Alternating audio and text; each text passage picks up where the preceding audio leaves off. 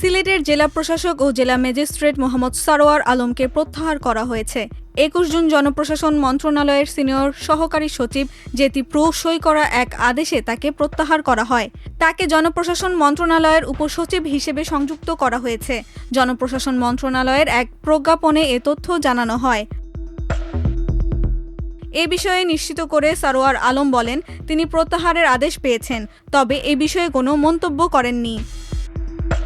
প্রজ্ঞাপনে বলা হয়েছে, রাষ্ট্রপতির আদেশক্রমে জনস্বার্থে এ আদেশ অবিলম্বে কার্যকর হবে, তবে প্রত্যাহারের কারণ কিংবা নতুন জেলা প্রশাসকের নাম উল্লেখ করা হয়নি।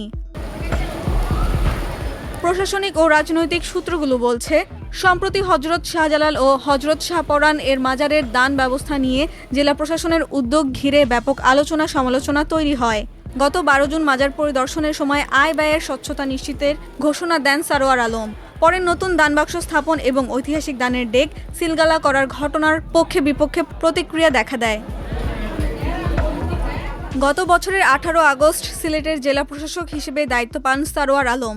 এর আগে তিনি বৈদেশিক কর্মসংস্থান মন্ত্রণালয়ের উপদেষ্টা অধ্যাপক আসিফ নজরুলের একান্ত সচিব ছিলেন।